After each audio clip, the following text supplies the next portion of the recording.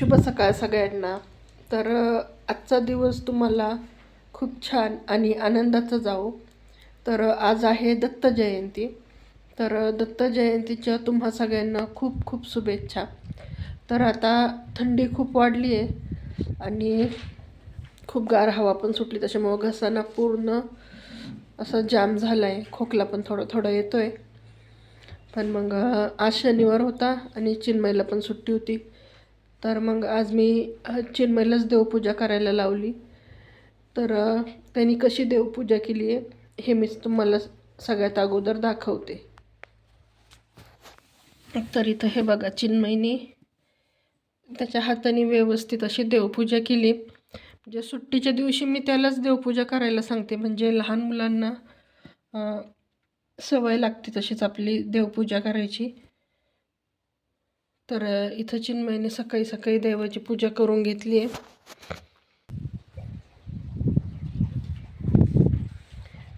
तर इथं चिन्मय एकदम निवांत बसलाय देवपूजा वगैरे करून. काय काहीच नाही, दत्त जयंती आज. मग अभ्यास नाही का? आज नाही करायचा अभ्यास, आज का? सुट्टी. आज दत्त जयंती ना म्हणून. काही हे संबंध नाही आहे. अभ्यास करायचा गुपचूप, गुरुवारपासून पेपर आहे. आज दत्त जयंती आज असू देत, असू देत, नाटकी नाही करायची. देवाचा दिवस आहे. असू देत. तर आज दत्त जयंती आहे. तर दत्त जयंती निमित्त जे आजूबाजूचे जे शेतकरी आहेत तर त्यांनी मिळून आज संध्याकाळी भंडाऱ्याचा कार्यक्रम ठेवला आहे. तर हे बघा, इथं कढया, बादल्या, पातेलं हे सगळं सामान आणलंय. आता हे घासून घ्यावं लागेल आणि संध्याकाळी आपल्या इथं मस्तपैकी दत्त जयंतीनिमित्त महाप्रसादाचा कार्यक्रम आहे, म्हणजे भंडाऱ्याचा. आणि इकडं काही मिरच्यांची रोपं कमी पडली होती, तर इथं पुन्हा एकदा आपण मिरच्यांची रोपं आणली. आणि त्याचबरोबर आपण इथं काही झेंडूची पण रोपं आणलीत. आता हे परत एकदा लावायचं आहे आपल्याला, म्हणजे तिकडं जी मिरची लावलेली होती ना, तर त्याच्यामध्ये काही काही रोपं जळाली होती. तर जी रोपं जळाली तर तिथं पुन्हा एकदा आपल्याला ही जी मिरचीची रोपं आहे आणलेली तर ही लावायचीत. तर हे बघा, काही ठिकाणी ना चांगली आलेत मिरचीची रोपं. हे बघा, हे किती छान आले. हे रोप पूर्ण जळाले. आता हे काही येणार नाही, तर मग हे काढून टाकायचं आणि याच्या जागेवरती जे आता नवीन रोपं आणलेत ना तर ते लावायचेत.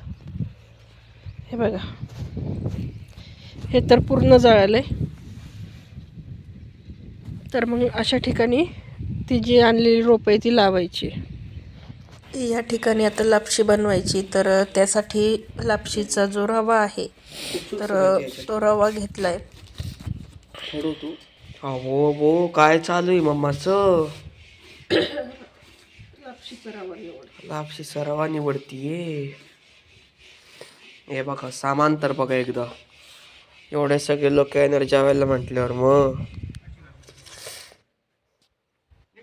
तरी पण कोणी अजून तांदूळ.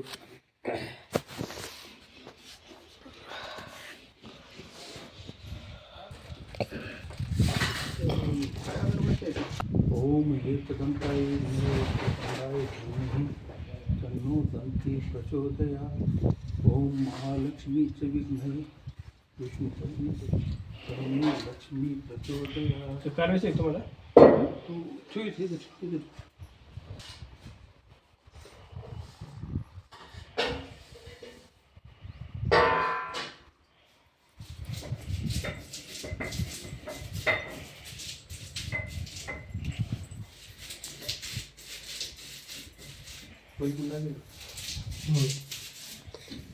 गुरुदेव दत्त.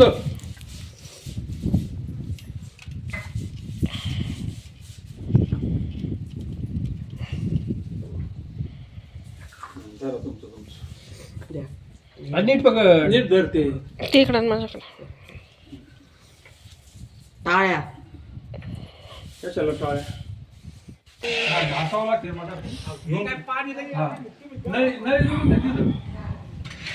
नळीचं काम भारी आहे आपलं. बाबासाहेब पाटील तुम्ही काय काम करता? आम्हाला आहे ना ती एक झाकली घ्यायची बरं का. झाकली घेऊन घे, गुळ फोडायचा आपल्याला गुळ.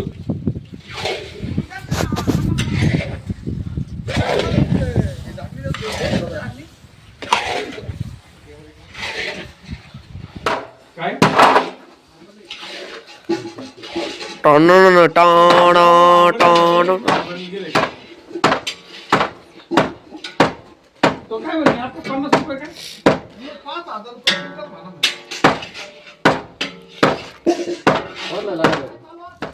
तर या ठिकाणी आता भाऊ सगळीकडं पाणी मारून घेतोय, म्हणजे जी धूळ आहे तर ती म्हणजे दबली जाईल.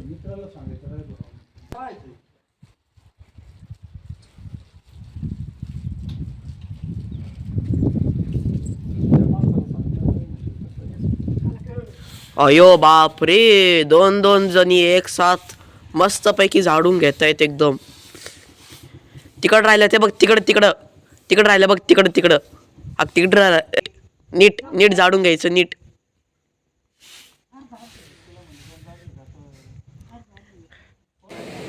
आता संध्याकाळची 4 वाजली होती आणि सगळ्यांना चहाची तलब झाली.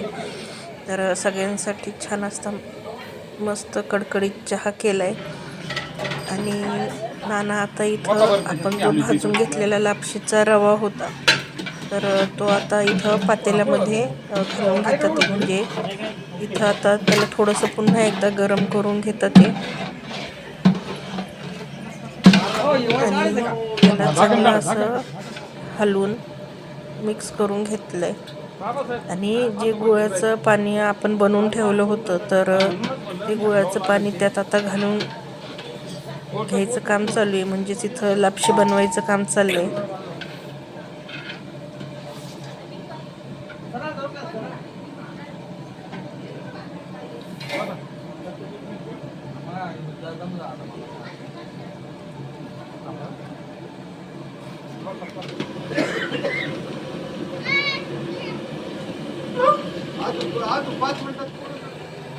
त्याच्यासाठी लवकर करून घ्यावं लागेल.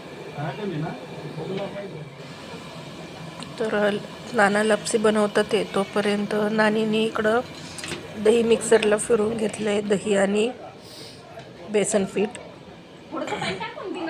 कांदे चिरून ठेवलेत हरभऱ्याची उसळ करण्यासाठी. हिरवी मिरची लसूण इथं वाटून ठेवली आहे कढीसाठी.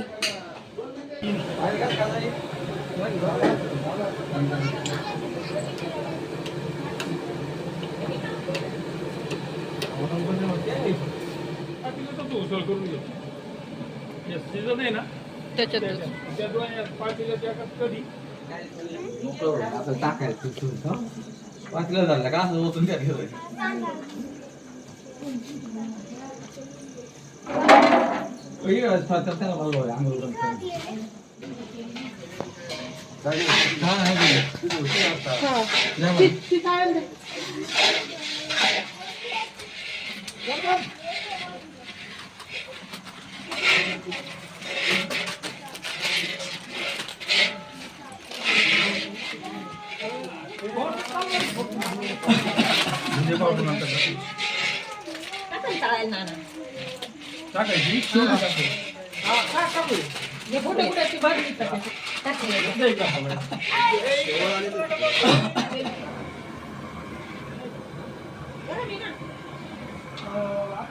टाकायची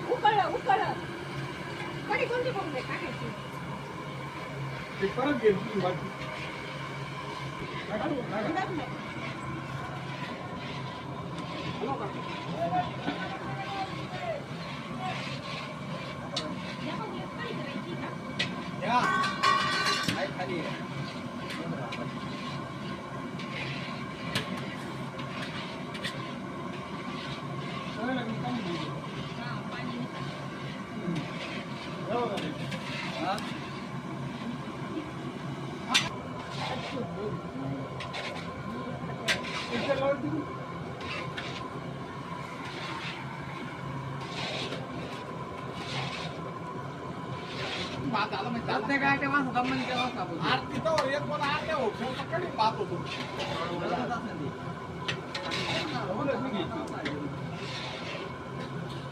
या ठिकाणी आता कढी बनवायचं काम चालू आहे.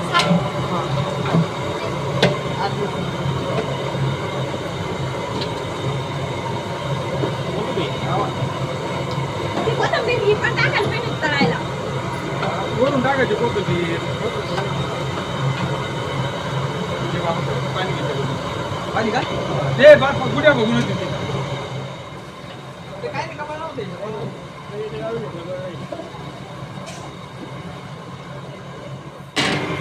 जातो मी सारी आरती करायला. तुझ्या कपडे बदली जाऊ.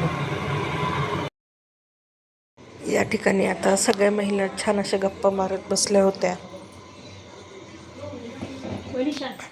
आणि आता सगळेजण दत्ताची आरती करायला निघालेत. म्हणजे आमचा जो शेताचा बांध आहे त्याच्यावर खूप मोठं असं उंबराचं म्हणजे दत्ताचं झाड आहे. तर आम्ही सगळेजण तिथं आता आरती करण्यासाठी गेलो.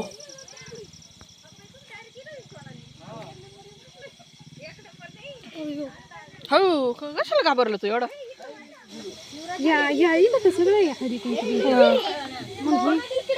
देवा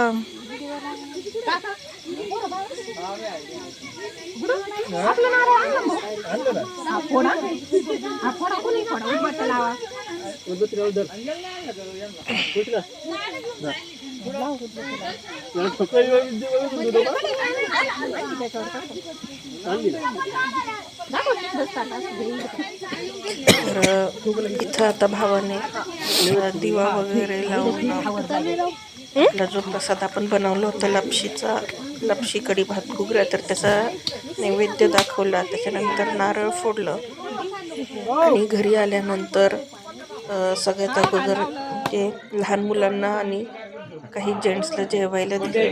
त्यांची जेवणं झाल्यानंतर लगेच वरती ओट्यावर लेडीज पण जेवायला बसलेले.